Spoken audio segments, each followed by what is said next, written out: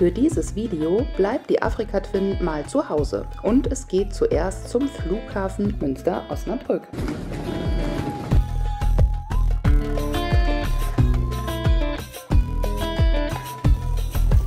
Da denkt man immer, die großen Abenteuer passieren nur auf Reisen mit dem Motorrad, von wegen. Ich erlebe ja auch gerade so ein kleines Abenteuer. Ich habe gerade mein Gepäck abgegeben hier beim Flughafen und eine Minute später kriegte ich eine Nachricht, dass mein Flug annulliert wurde. Jetzt bin ich hier in der Ankunftshalle und sammle jetzt hier gerade mein Gepäck wieder ein, um dann mit dem Taxi nach Frankfurt zu fahren, von wo aus dann mein nächster Flug geht nach Zürich und von Zürich geht es dann nach London.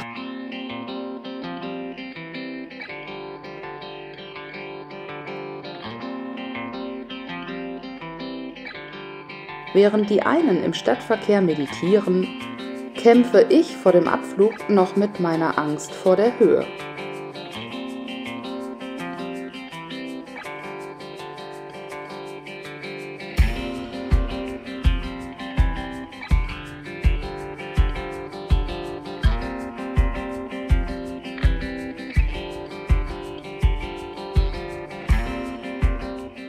In der Luft angekommen, verfliegt die Angst im wahrsten Sinne des Wortes, weil die Welt von oben betrachtet echt wunderschön ist.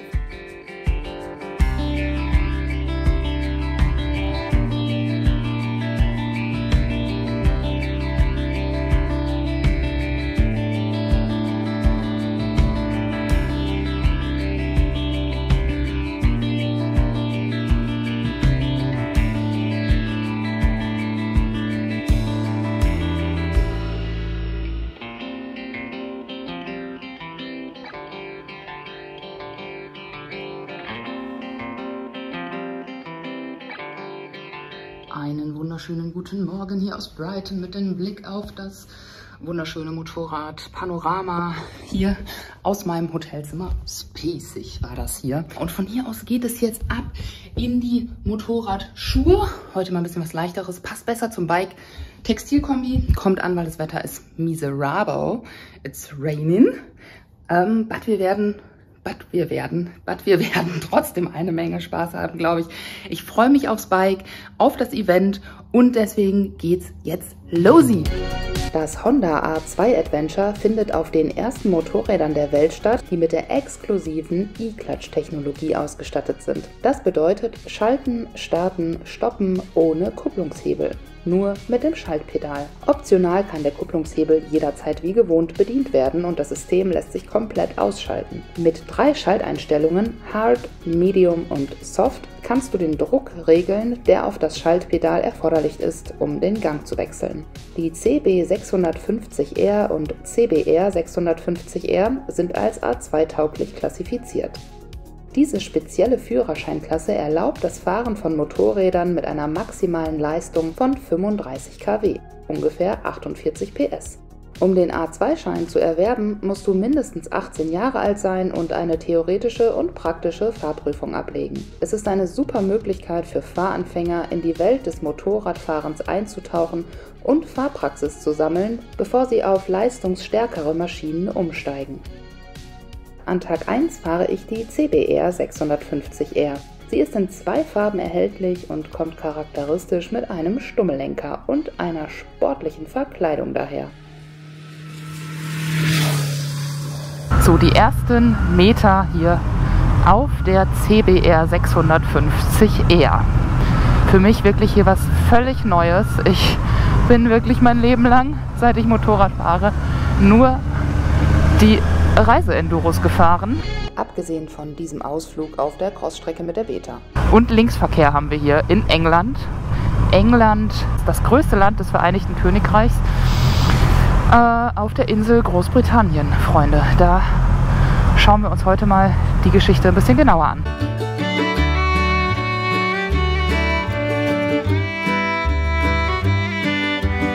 Uiuiui, was ein Regen! Leute, was ein Regen hier. Ey, hammerhart. Ich muss mich mega konzentrieren, auf der linken Seite zu bleiben. Und man sieht ja auch nichts, ey.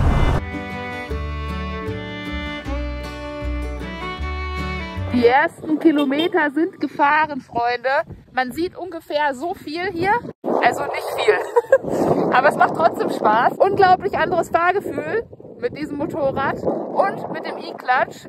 Das ist einfach. Selbst die ersten Kilometer, wo ich mich noch ein bisschen unsicher immer fühle auf so einem neuen Motorrad, sind jetzt wirklich gut zu fahren und das auf der linken Seite. Ich finde, das Krasse ist einfach bei diesem Motorrad, wenn man so sitzt, so zusammengekrümmt quasi, man hat das Gefühl, man ist viel, viel schneller, als man wirklich ist. Also man fährt 35 und du denkst irgendwie, du bist mit 60 unterwegs, weil du so nah am Boden bist, dass du halt die ganze Zeit siehst, wie das alles so an dir vorbeizieht. Also vielleicht geht das auch nur mir so, weil ich halt sonst die Afrika-Twin gewohnt bin.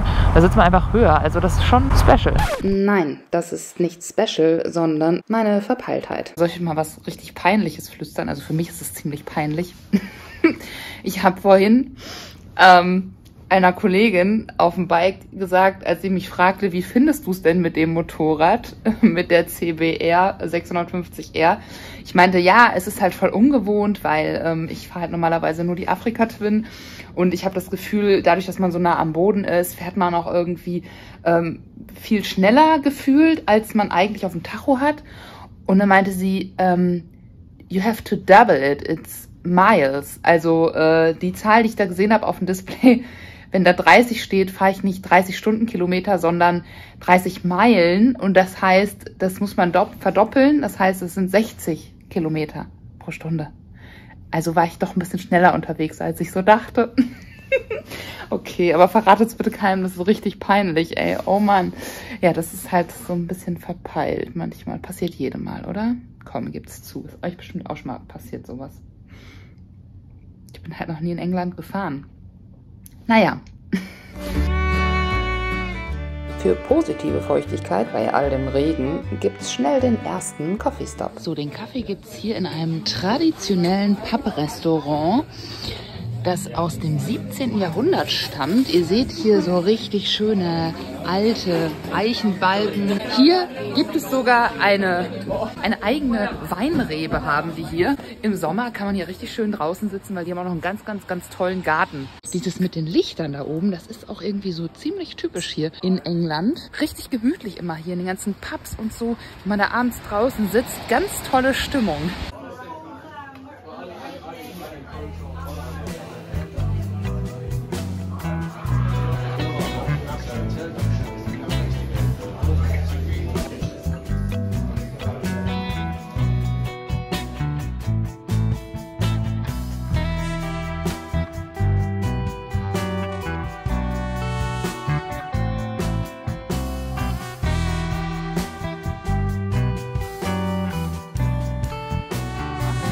Ja, wettertechnisch haben wir leider heute gar kein Glück. Meine Socken sind auch schon nass. Ich bin ja froh, dass ich mir die Sealskins eingepackt habe. Oh, wir fahren jetzt auch gleich auf den Highway kurz. Und ja, dann geht es nach London rein.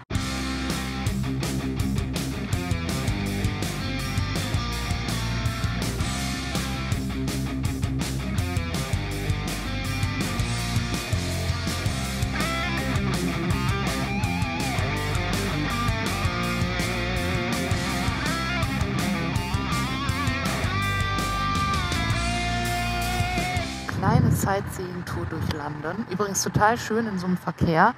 Du musst im Endeffekt echt gar nicht so auf deine Kupplung achten. Ja, also wenn ich mal an England denke, dann fallen mir also natürlich erstmal der Linksverkehr ein, aber auch die Beatles, also als ja, Vertreter für eine super geile Musikszene. Genauso auch, dass es hier herausragende Künstler gibt, die diesem Land entspringen, wie zum Beispiel William Shakespeare. Diese Doppeldeckerbusse, ne, ist ja auch so ein typisch englischer Flair. Ansonsten gestern Abend aber auch schon sehr klischeehaft kamen uns da wirklich Leute mit einem blauen Auge entgegen, Blut aus der Nase. Ich glaube, so Kloppereien gibt es ja öfter mal in England, in irgendwelchen Pubs, ne, wenn die ordentlich was getrunken haben, dann gehört das einfach dazu, dass die sich dann prügeln. Naja, aber wenn man so als Tourist hier ist, ist das völlig unbedenklich, glaube ich. Also ich habe das jetzt noch gar nicht irgendwie bedrohlich erlebt. Ja, historisch ist das hier natürlich auch eine ganz große Sache und deswegen machen wir uns auch gleich an einen Ort, der gerade für Motorradfahrer, glaube ich, oder für viele Motorradfahrer historische Bedeutung hat.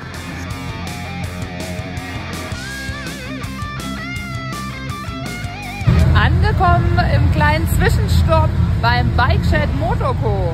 Ein Ort, wo sich die Motorrad-Community trifft, austauscht und es ist egal, woher du kommst, wohin du gehst. Das ist ein Ort für Menschen, die Motorräder lieben und für Menschen, die Menschen lieben, die Menschen mit Motorrädern lieben. Ihr wisst schon, was ich meine. Auf jeden Fall kann man hier unter anderem Motorradkleidung erwerben und really crazy ist, ihr könnt euch hier einen Haarschnitt verpassen lassen. Also, wenn ihr mal unterwegs in London seid und ihr braucht noch mal ein bisschen schickeres Köpfchen, kein Problem. Hier findet ihr alles, was ihr braucht.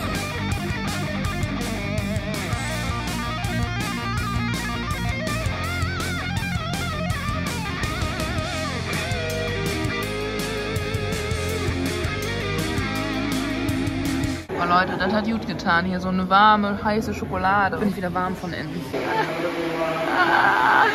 Oh je, es ist alles nass. It's very wet, yeah? Oh. Gegen Nässe und Kälte hilft warmes Wasser und der Trockner. Jetzt gibt es noch ein kurzes Briefing und dann habe ich immer noch blaue Hände. Meine Handschuhe färben ab. Naja, macht ja nichts. Mal gucken, wie es jetzt weitergeht. And then we're going to do some video and some photos. Okay? Los geht's hier vom Bike Shed. Echt ein cooler Motorradclub. Ab auf die Straßen von London.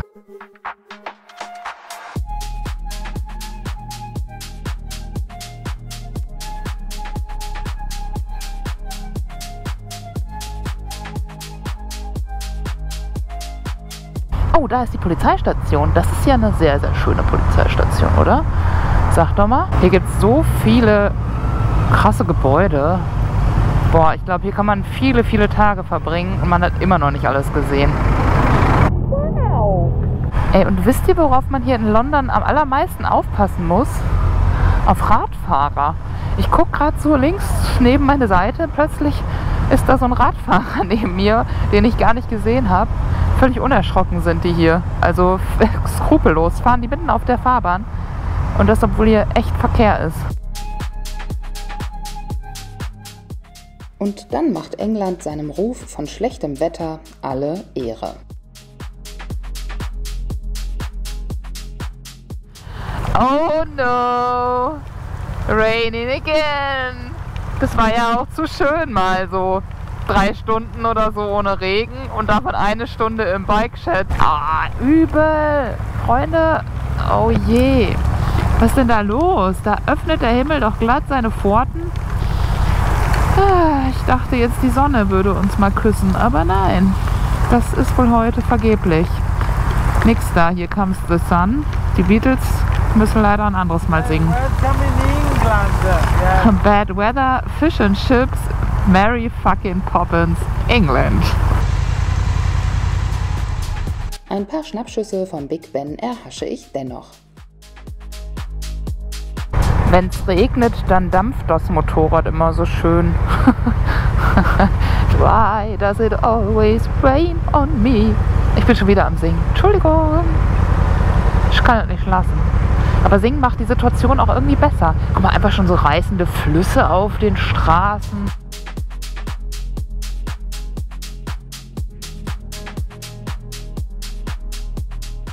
Zwischen den Wassermassen hindurch schimmert das goldene Funkeln des Victoria Memorial, einer 26 Meter hohen Figurengruppe aus Marmor, direkt vor dem Buckingham Palace.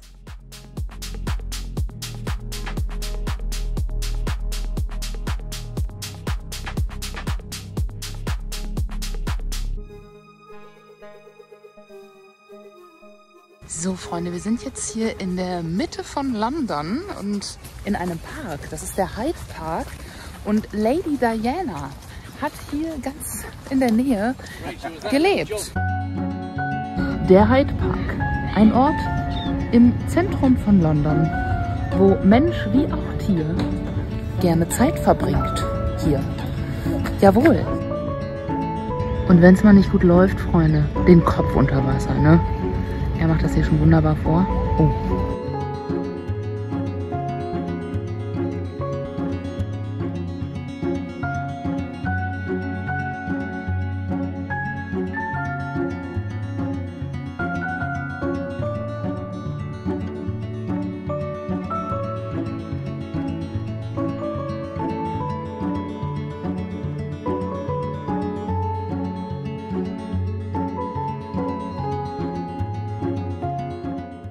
Wir übernachten direkt neben dem Windsor Castle im Windsor Hotel. Was ein luxuriöses Bett, Freunde. Cheers! Mit einem Aperol Spritz lasse ich diesen Abend ausklingen und bin am nächsten Tag fit für den zweiten Fahrtag in England. Diesen verbringe ich auf der CB 650R, die mit 207 Kilogramm vollgetankt etwas leichter ist als die CBR, die auf 211 Kilo Trockengewicht kommt.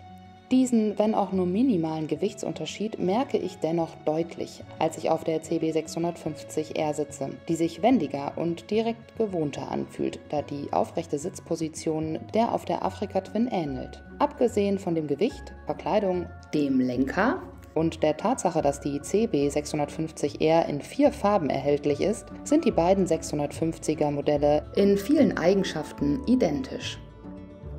81 cm Sitzhöhe, 5 TFT Farbdisplay, Honda RoadSync Konnektivität, flüssigkeitsgekühlter 4-Zylinder 4-Takt-Reihenmotor, eine maximale Leistung von 95 PS bei 12.000 Umdrehungen pro Minute, ein Benzinverbrauch von 4,9 Litern pro 100 Kilometer und Kettenantrieb. So starten wir also auf dem nass geregneten Asphalt Großbritanniens und machen uns auf den Weg zu einem geschichtsträchtigen Schloss. Neben Bad Weather beschert die Fahrt kleine Straßen durch dichtes Grün und Blaulicht mit Sirenensound.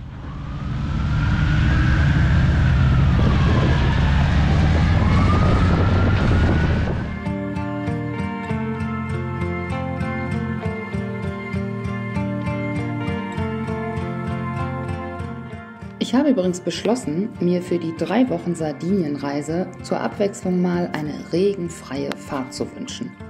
Erst der X-Ride, dann die Spanienreise und jetzt auch hier Land unter.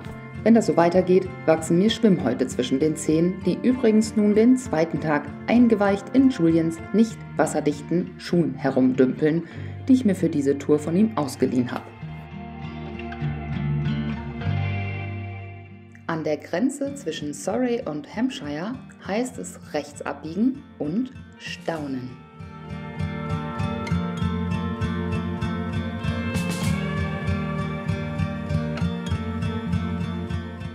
Das prunkvolle Bild dieses Schlosses, das sich in 5 Hektar gepflegtem Garten einbettet, spiegelt sich auch im Inneren wider, wo uns Leckerbissen erwarten, die ich so noch nie gegessen habe. Ihr wisst, wie spartanisch ich sonst unterwegs bin, was Essen betrifft. Das hier ist wirklich eine Geschmacksexplosion.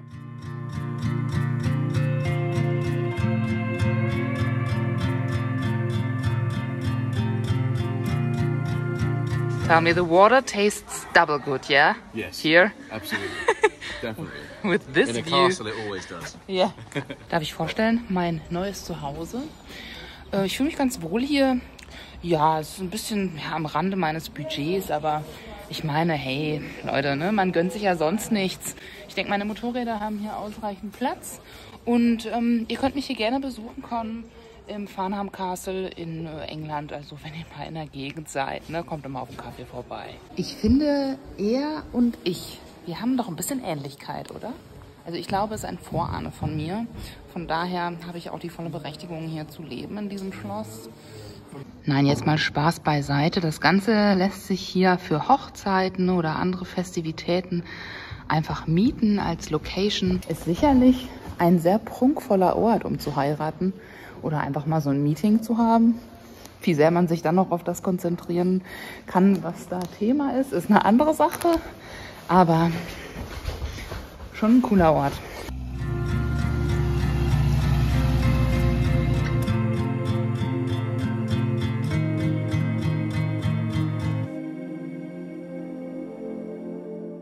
Vom Farnham Castle führt uns die Tour durch die Marktstadt Petworth, die für ihre umfangreiche Kunstsammlung bekannt ist.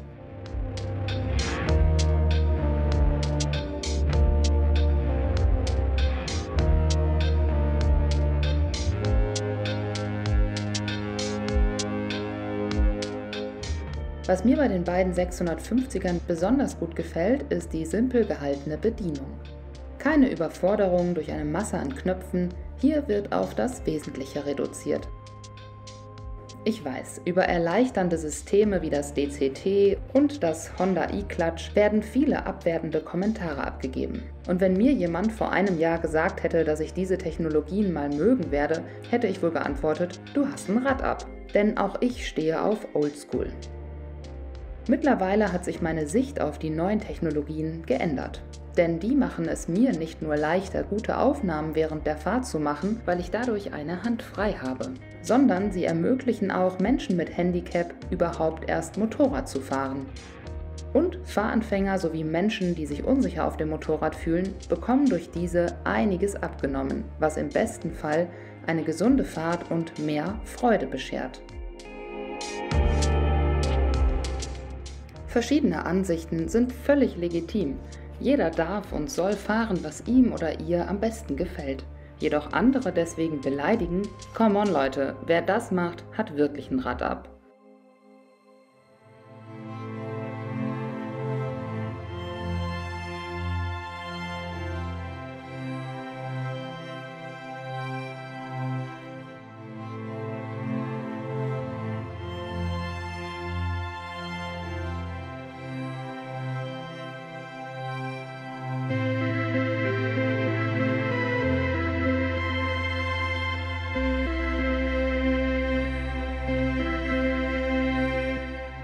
Ein Pinkelstopp in einem Café am Straßenrand lohnt sich in England übrigens auch sehr. Hey, das ist ja mal eine coole Location, um auf Toilette zu gehen.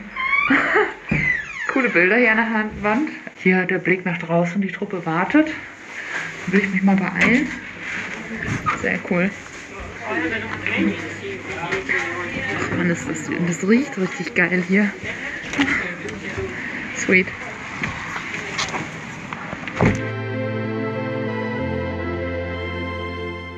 Der nächste Stopp bringt viel gute Laune mit sich und Rennstrecken-Vibes. An diesem zweiten Tag fällt es mir übrigens schon deutlich leichter, auf der linken Seite der Straße zu fahren, auch wenn diese bei dem vielen Regen teils mit großen Pfützen und Dreck versehen ist. Da ist Konzentration und Feingefühl gefragt.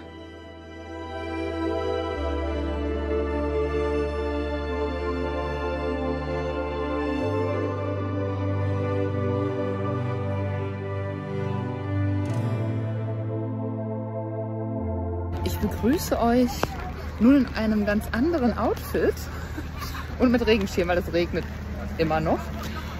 Und bin aber hier auf einem ganz, richtig coolen Festival, nämlich das Goodwood Revival. Und wir feiern jetzt hier quasi die goldene Zeit des Motorsports von 1948 bis 1966, wo die Rennstrecke in Goodwood ihre Blütezeit hatte. Und ich nehme euch jetzt mal mit hier auf das Event und bin einfach total überrascht, wie das hier ist. Das ist nämlich echt geil. Hier gibt es eine Menge cooler Autos. Es ist auf jeden Fall sehr matschig. I don't think so. No, no, no, no. I don't think so. No, no, no, no. It's never, ever, ever, ever, ever, ever gonna happen. Ja, Freunde. Läuft schon. Die Julie und ich, wir teilen nicht nur die Leidenschaft zum Motorradfahren, sondern ab jetzt auch denselben Lippenstift. Honda Rot, genau. Wir arbeiten hier alle Hand in Hand zusammen und tun das Beste, um trotz des Regens irgendwie noch ein paar Aufnahmen zu bekommen, so wie der Plan ist, und das klappt ganz gut. I don't think so. No, no, no, no. Ich freue mich gleich einmal hier euch den Matsch. Super, das will ich sehen, Julie. I don't think so. No, no, no, no. I'm so hungry. Geil! Ja, einfach in ihrem... Oh, Cool! looks great. Wow! You take the photo of me or the food? Absolutely the food. Both. Yeah. Both? Oh. I have number two. Number two. Oh, the only eggs.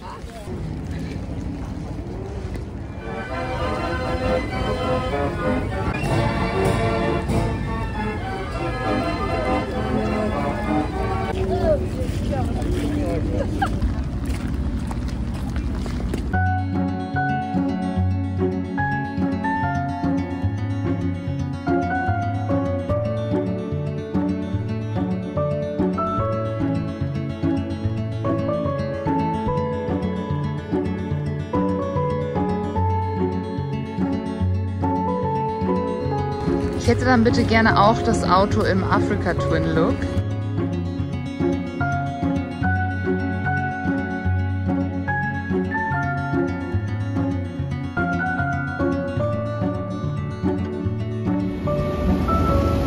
Da hinten läuft Grease.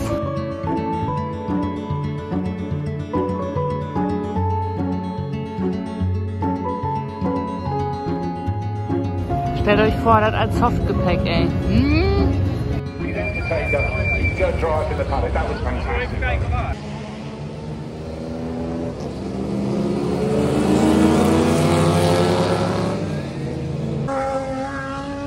Hier geht ordentlich was ab.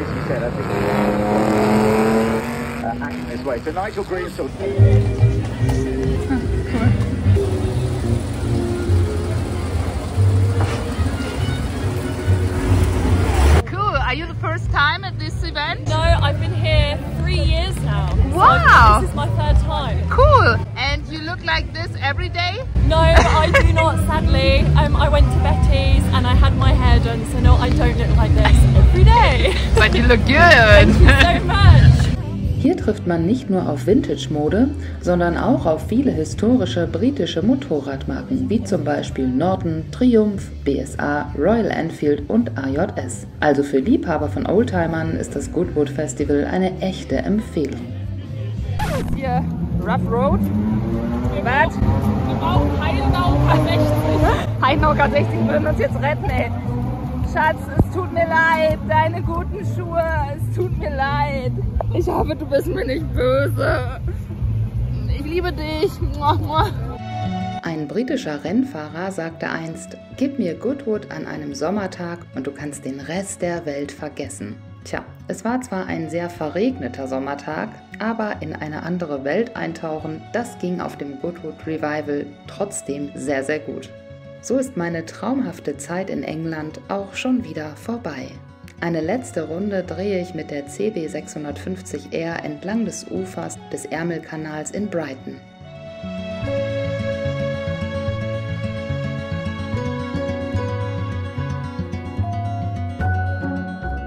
Trotz aller Ängste, die ich wegen dem Fliegen und noch einiger anderer Themen hatte, ist diese Tour eine weitere Bestätigung, dass es sich lohnt, die Hürden im Kopf zu überwinden und den Träumen zu folgen.